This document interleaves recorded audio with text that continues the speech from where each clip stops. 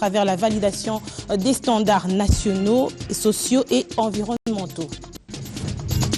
Et enfin, les préparatifs de la prochaine conférence des présidents de l'APEF, session Afrique Van Bantrin, le président de l'Assemblée nationale du Gabon, qui va accueillir cette rencontre après les déplacements de Kinshasa pour échanger avec le président de l'Assemblée nationale de la RDC et président de l'APEF. Madame, Messieurs, merci de nous rejoindre pour cette nouvelle édition sur B1 Télévision. Nous l'ouvrons par la situation sécuritaire dans la partie est de la République démocratique du Congo. L'information a été bel et bien confirmée. Des rebelles burundais ont fait incursion dans les hauts et moyens plateaux d'Ouvira dans le sud Kivu.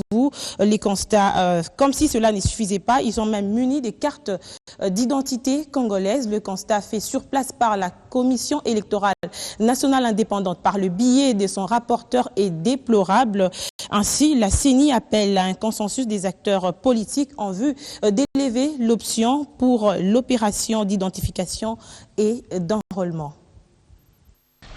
Depuis 2012, lors de la guerre du M23, la CENI avait informé l'opinion tant nationale qu'internationale, ainsi que toutes les institutions de la République, du vol important de 70 000 volets vierges de cartes d'électeurs et de 8 machines d'impression de les M23 vers les pays limitrophes. C'est dans ce cadre-là que nous passons pour vérifier parmi les cartes que nous avions aussi ramassées, abandonnées dans des agences de transfert d'argent, dans des hôtels, dans des hôpitaux, dans des commissariats de police, pour en détecter aussi les mauvaises. La CENI se pose actuellement la question, et c'est ça doit faire l'objet d'un consensus. Est-ce qu'il faut faire seulement l'enrôlement des nouveaux majeurs? Est-ce qu'il faut faire l'enrôlement intégral, même avec ce qui vient de se passer autour des cartes frauduleusement émises? Tout ça, c'est un problème qui fera l'objet des discussions entre les acteurs politiques pour nous donner issue consensuelle. La paix, rien que la paix dans la partie est de la République démocratique du Congo, c'est ce que réclame la population de la province du Sud Kivu. Son gouverneur a réitéré ce vœu à la délégation venue enquêter sur la probable présence des rebelles burundais sur les territoires congolais. Marcelin Chisambo tient à l'éradication de toutes les poches d'insécurité dans l'est de la RDC. Ma population souhaiterait qu'elle soit sécurisée et que les éléments qu'elle met à notre disposition soient exploités assez positivement pour qu'on les sécurise comme il faut. Je sais que les services de renseignement ont capturé des gens qui déclarent qu'ils venaient du Rwanda et qui devaient mettre du grabuge à Bujumbura. Mais bon, vous savez, moi, on m'a appris quand l'enquête est en cours, il ne faut pas tirer des conclusions.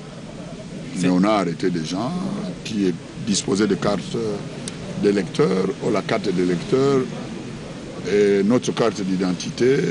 Pour le moment, j'espère que c'est l'occasion même pour la CENI de réfléchir sur ce que nous devons faire. Démarche quasi similaire avec les députés provinciaux membres du caucus des élus provinciaux de la partie Nord Kivu. Dans une déclaration, ces élus provinciaux recommandent au gouvernement congolais d'intensifier les opérations contre les groupes armés et exigent ainsi une enquête indépendante. L'on écoute un extrait de cette déclaration lue ici par Mwami Kapupa, député provincial élu de Béni.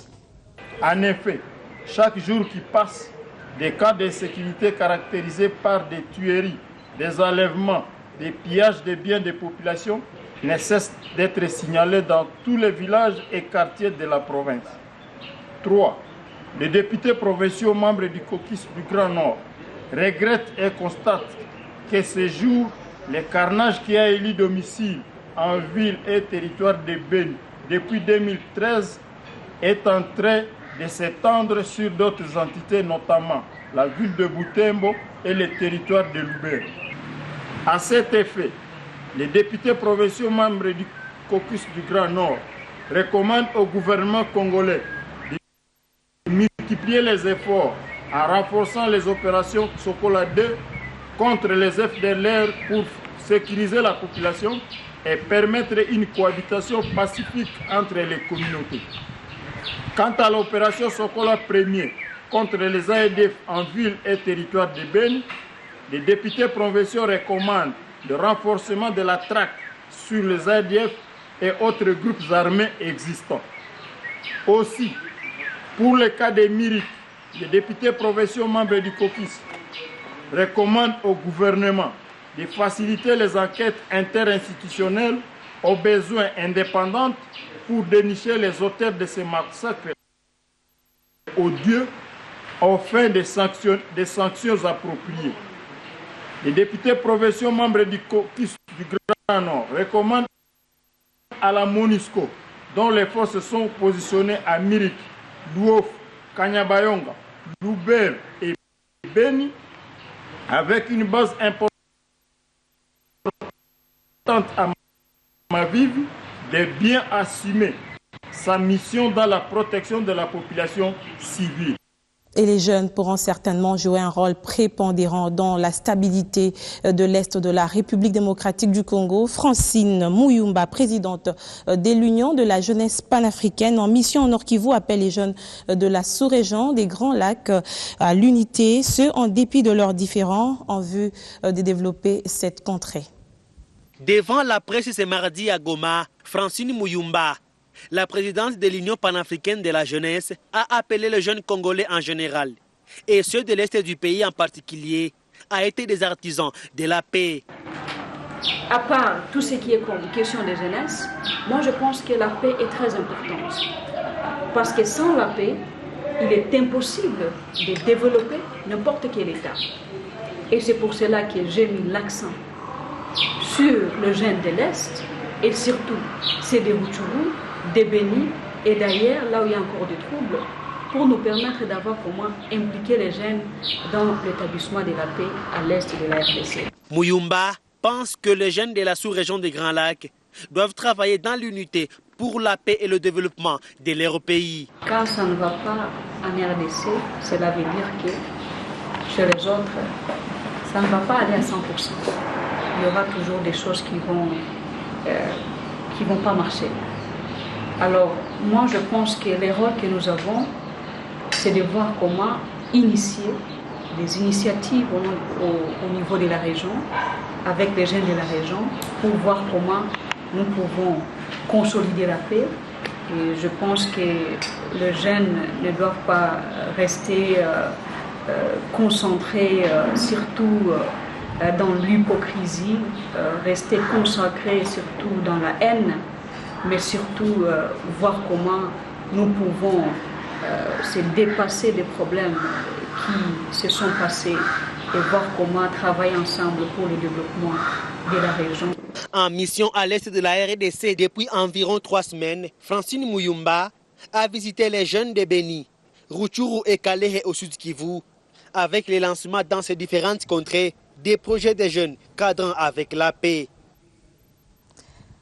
Après ce tour d'horizon de l'actualité dans l'Est de la RDC, retour à Kinshasa pour parler d'autres titres de l'actualité. C'est une visite de grande portée qu'a effectuée Guy Zumba en République démocratique du Congo. Le président de l'Assemblée nationale du Gabon est venu rencontrer son homologue congolais Obama Minakou, président de l'Assemblée parlementaire de la francophonie. Guy Zumba a été porteur de l'annonce de l'organisation de la prochaine conférence des présidents de l'Assemblée parlementaire de la francophonie section Afrique bien entendu, qui se tiendra au Gabon. Au dire du président de la Chambre basse gabonaise, ces assises vont notamment permettre aux participants de s'apaisantir sur l'appropriation des décisions de la COP21 par les chambres législatives francophones.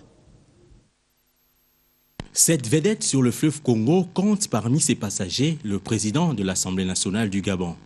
Guy Nzuba a foulé mardi le sol congolais pour s'entretenir avec le président de l'Assemblée nationale, président de l'Assemblée parlementaire de la francophonie.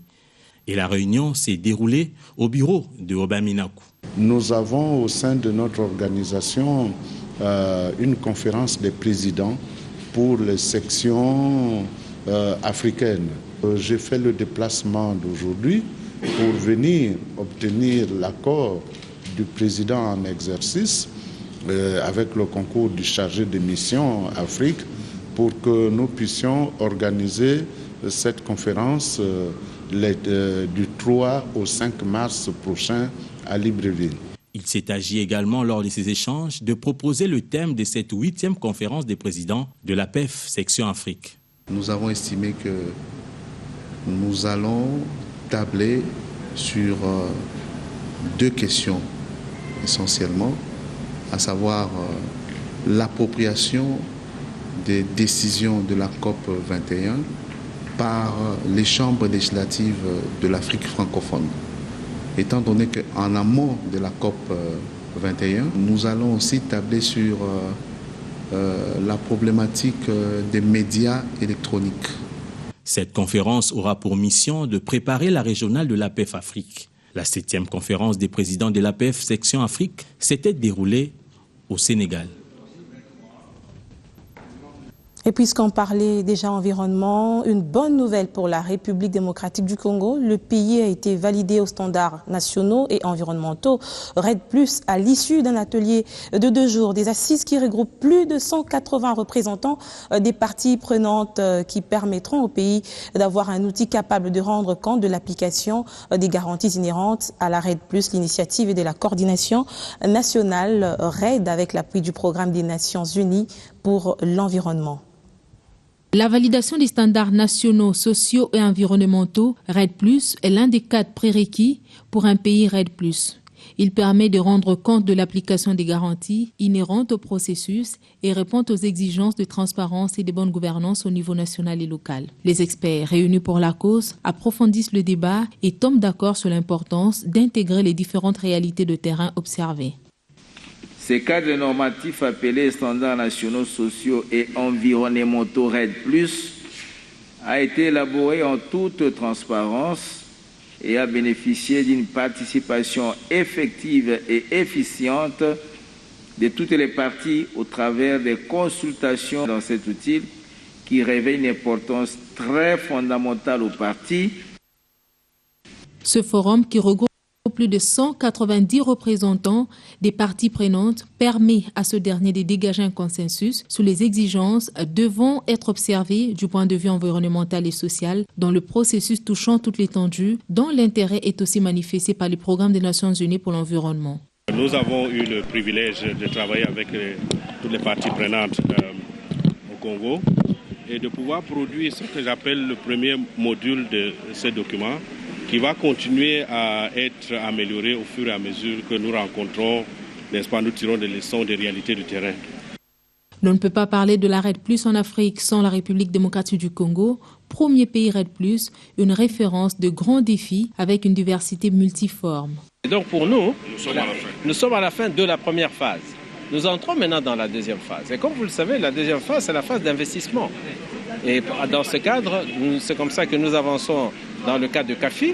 Vous êtes au courant de la nouvelle initiative de financement qui finance, n'est-ce pas, les forêts de l'Afrique centrale avec les Norvégiens, un ensemble de pays donateurs. Et la RDC a présenté son plan d'investissement à travers le CAFI d'un montant de $1 milliard. La validation des indicateurs cadres considérés comme principale information requise du point de vue environnemental et social sont fournis par les initiateurs des projets et programmes RED+, sur l'ensemble du pays. Le ministre des Affaires foncières, Gustave Boloko-Kelly, a reçu ce mardi dans son cabinet de travail une délégation de la société civile dans le cadre de concertation des organisations qui travaillent dans le processus de la réforme foncière. Les membres du cadre des concertations des organisations de la société civile travaillant dans le processus de la réforme foncière ont rencontré le ministre de tutelle ce mercredi. Les échanges étaient axés sur la relance du processus de la réforme foncière en République démocratique du Congo. Les communautés locales, les populations autochtones ont besoin que cette réforme avance parce que, en parlant de la réforme foncière, on voit les terres. Sur les terres, il y a les forêts, il y a les mines, il y a tout, il y a les ressources. Mais il faudrait que la réforme puisse se conduire et que nous atteignions le grand livrable qui est la loi. Mais alors, pour parvenir à cette loi-là, il faudrait nécessairement qu'il y ait du dialogue, qu'il y ait des concertations, que toutes les parties prenantes se retrouvent. Gustave Bolo Konkeli a par la même occasion rassuré de son implication pour la bonne marche du processus. Il nous a annoncé qu'il y a un nouveau décret qui lui donne l'occasion de relancer les processus, de prendre un arrêté pour mettre en place les secrétariats permanents et les commissions provinciales vont être mises en place pour que la réforme se relance effectivement. La réforme est foncière, un processus de tous les enjeux sur lesquels repose un bon nombre d'espoirs en vue de remédier au conflit foncier.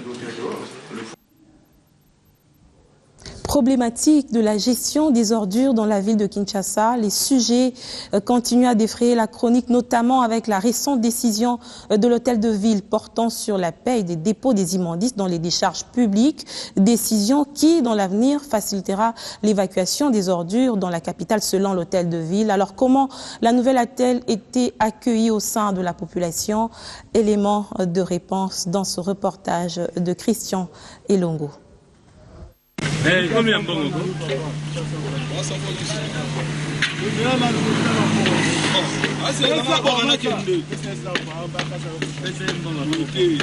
La décision a été prise le 22 décembre 2015 suite à la note circulaire signée par le gouverneur de la ville-province de Kinshasa en vue d'éviter les débordements des immondices dans des stations de transfert et d'assurer leur évacuation régulière vers les centres d'enfouissement technique en vue de préserver la santé des populations avoisinantes et celle du personnel qui travaille. Je pense que la mention au fêlé doit partir. Et quand la gratuité s'arrête, il faut trouver des moyens quelque part. C'est ça aussi ce que nous vivons avec le programme PARO. Si nous disons gratuit, PARO c'était un programme avec des moyens disponibles. PARO s'est arrêté avec ces moyens qui se sont épuisés.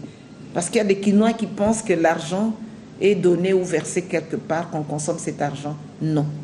Le programme s'est arrêté, il n'y a pas d'argent et nous devons pouvoir poursuivre cette action de la manière la plus efficace possible et pourquoi pas mieux faire. Et donc nous devons arrêter avec cette politique de gratuité ou de prise en charge par tel ou tel autre, parce que quand le tel ou tel autre s'en va, on se retrouve en train de chercher à recommencer et comment recommencer péniblement. Toutes les mentions au fêlé, si elles ne sont pas parties, elles vont devoir partir. Les taux à percevoir par catégorie d'usagers revient à 100 francs congolais par ménage, 1000 francs par chariot et 5000 francs par motoculteur. Bon, normalement, comme il faut que matiti, il faut que foute bon, faut foutre 1000 francs. Bon, ce que y a pousse na yo, au bois qui matiti na yo, bah comme il est farti et pas papa awa. Au pèse 1000 francs, bah comme il est réussi, on réussit. Il y a tout comme ça, mais les bossos to ça au bois ya pamba. Moi mon qui peut-être que pèse bon pour na maman il n'est pas ça mais au ce que tout on dépend 1000 francs peut-être au Kangote. Population réaction à bango bazoko ko discuter mingi ke zalaki ya bazolelaki ofele ndenge komi boy. Population azo ya kopesa mais difficilement pour ba mususu nanu ba moni tendenge l'état ayebisi bango ke makambo o échanger komi ya kofuta mbongo. Faute de vulgarisation, cette décision n'est pas bien digérée par la population. Matiti tondo boka ya ofele mbe to comprendre komi ya mbongo ndena na cantine nga bona boaki bwe ba 100 francs. Yango siko loko esa biso pasi bongo soza na 100 francs te matiti pour la na simanda.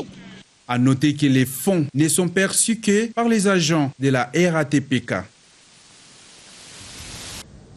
3 enfants congolais adoptés par des familles américaines ont été récupérés à Lusaka en Zambie en partance pour le pays de Barack Obama. Ces adoptés viennent d'être présentés aux autorités de la Direction générale de migration qui ont vivement salué ce geste de la République de la Zambie. Qu'ont-ils finalement ces enfants congolais pour attirer autant les Américains? Pourquoi ces derniers qui les adoptent se moquent éperdument de la loi congolaise quant à l'adoption internationale, quand bien même le gouvernement congolais avait tapé du poing sur la table en septembre 2015 sur les cas non autorisés à quitter le territoire congolais? Certains citoyens américains, malgré l'interdiction d'amener ces enfants qu'ils veulent faire leur, ont choisi la voie de la fraude pour les emmener. Florine Nsete ont fait 7 ans, Bérénice ont fait 4 ans et Bellassima Freddy 4 ans ont été récupérés à Lusaka en Zambie en partance pour les États-Unis d'Amérique, abandonnés par leur accompagnateur qui a été interpellé le 19 décembre 2015. Les enfants ont été interpellés à Lusaka en Zambie. Ils sont passés par la frontière de Mokambo le 19 décembre.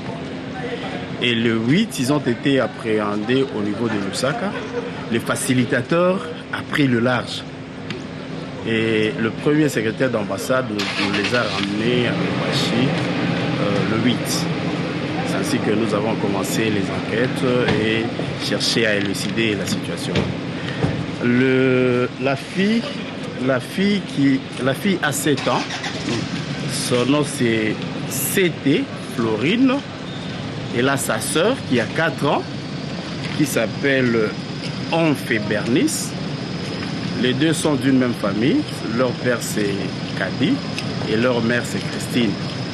Et le garçon c'est Bellassima Freddy. Le garçon appartient à une autre famille. Donc la destination, jusque-là, dans le passeport, on a trouvé qu'ils allaient aux États-Unis d'Amérique. Mais jusque-là, toute la situation n'est pas encore élucidée. Il y a lieu de rappeler qu'à l'issue des travaux de la commission interministérielle instituée pour traiter des cas d'adoptions internationales et du reste dissoute depuis septembre de l'année dernière, 72 cas seulement d'adoption ont été autorisés à quitter la République démocratique du Congo. Pour les autres, aux environs 2000, il était question d'attendre l'adoption de la loi au Parlement et sa promulgation par le chef de l'État avant qu'un autre cas ne soit traité. Pourquoi ceci est-il difficile à comprendre? Le temps, le meilleur ami de l'homme, finira par révéler ce qui se cache derrière tout cet acharnement. Santé, la lutte contre le cancer passe en amont par une sensibilisation sur le terrain. Plusieurs femmes congolaises ont été sensibilisées sur les signes et méthodes préventives de cette maladie. Cette action qui s'inscrit dans le cadre de la lutte contre les cancers du sein est menée par la Fondation Thérèse Lisungi en collaboration avec l'ONG Nouvel Espoir, clinique du sein. Prévention du cancer de sein, c'est le thème qui a réuni ces femmes en conférence au cœur du quartier Matangé. Il était question d'échanger sur les méthodes préventives avec un accès sur la connaissance de l'autopalpation de sein, la consultation médicale et l'échographie mammaire. Cette sensibilisation de la Fondation Thérèse Lisungi et de l'ONG Nouvel Espoir Clinique des Seins était une opportunité pour les femmes de ces modes et d'ailleurs de comprendre les contours de ce cancer. Je suis très contente de voir les femmes intéressées aujourd'hui d'écouter des conférences, de suivre des conférences à propos du cancer du sein. Parce que quand on fait comme cela, notre objectif c'est de délier les langues par rapport à cette maladie. Parce que nous nous disons, plus les gens ne parlent pas, plus la maladie nous enfonce. Alors plus on parlera de la maladie, moins nous allons avoir des cas de cancer du sein parce qu'il y aura des moyens pour prévenir. Des signes visibles ou palpables étaient énumérés par l'oratrice du jour. Les moyens que nous utilisons dans le monde entier pour éviter les cancers du sein, c'est le moyen de la prévention, comme nous disons, l'autopalpation. Donc la femme doit apprendre à palper ses seins à la recherche d'une boule ou encore à presser les mamellons pour voir s'il y a un liquide anormal qui sort de son sein. À part l'autopalpation, la femme doit apprendre aussi à aller voir un médecin au moins une fois par an pour faire le dépistage, c'est-à-dire il peut faire l'échographie ou la mammographie pour voir s'il y a des problèmes dans le sein qu'elle n'a pas pu détecter par l'autopalpation. Heureuse d'être informée sur les signes et méthodes préventives dans la lutte contre le cancer de sein, ces femmes s'expriment. C'était une très bonne initiative parce que ça nous a aidé à avoir des éléments, savoir comment faire soi-même déjà l'autopalpation. Donc on ne sait toujours pas comment ça vient, mais au moins elle nous a donné les méthodes de prévention. Et aussi évidemment il y a le traitement lorsqu'on a fait le dépistage à temps. La sensibilisation sur les signes d'alarme et méthodes préventives contre le cancer du sein est une façon d'aider les femmes à se maintenir en bonne santé. Le mois de janvier s'annonce plutôt bien pour certaines personnes. Un Congolais a l'honneur à la remise du 9e tirage de Super 4 Jackpot. Il a amassé une somme importante de 15 700 000 francs congolais pour avoir misé sur 300 francs congolais lors de ce jeu. Émotion sur le visage de cet homme, aujourd'hui millionnaire en francs congolais. Heureux gagnant du 9e tirage Super 4 Jackpot. Il amasse une somme importante de 15 700 000 francs congolais pour avoir misé sur 4 chiffres avec 300 francs congolais. Voilà une aventure qui peut lui permettre de réaliser ses rêves.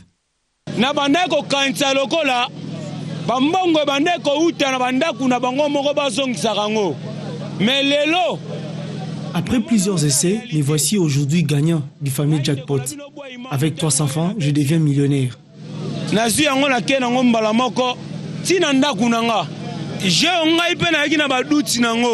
J'invite donc tous les parieurs à croire à ces jeux et à ne pas hésiter à jouer parce qu'en jouant, peut-être ce jeu finira par te récompenser un jour.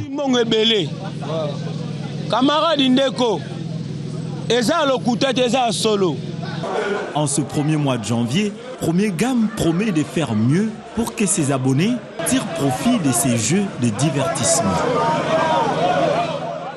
Le sport avant de nous dire au revoir après la défaite concédée face aux Amavubi du Rwanda en amical international. Jean-Florent Ibenge fait le point sur la forme de son équipe et surtout comment entrevoit-il entamer le CHAN face aux Alias de l'Éthiopie le dimanche prochain à Boutari.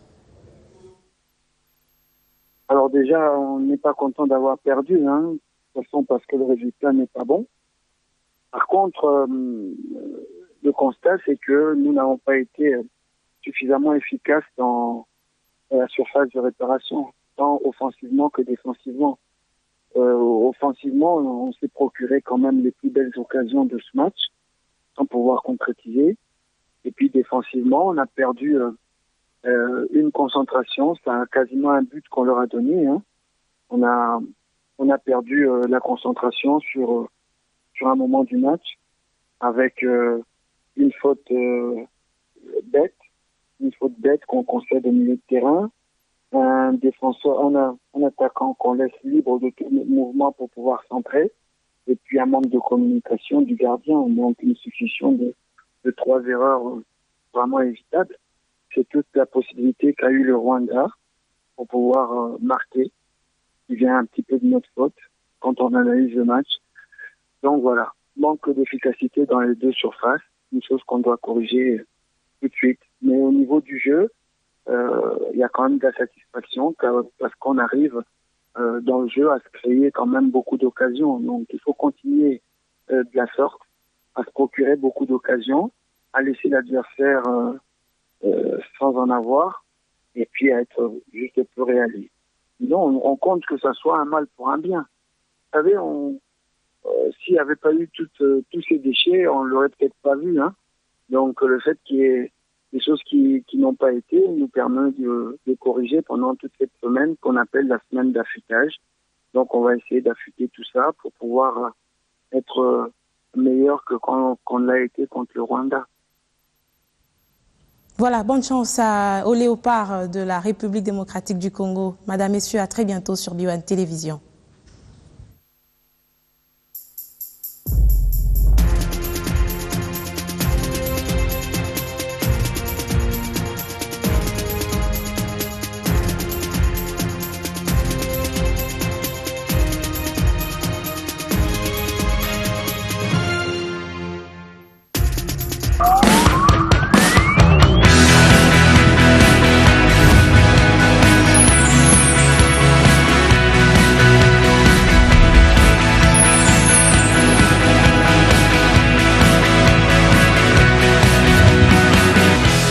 BioOne vous souhaite de bonnes fêtes.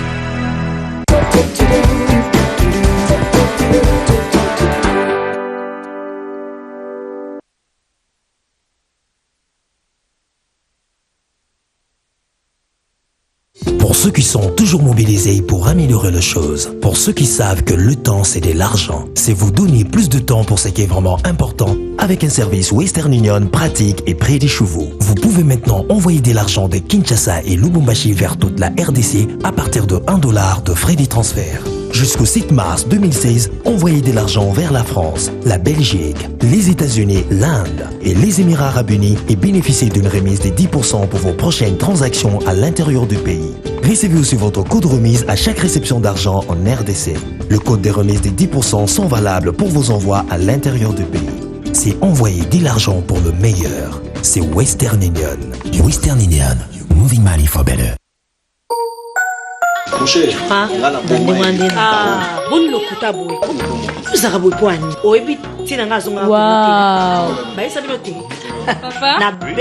peux nous amener au glacier des Tines? Mes frères, ma femme et moi vous invitons au glacier des Tines. Glacier des Tines? Oui. Ma fille elle connaît l'adresse, elle va partir. Ok, allons-y. Hein.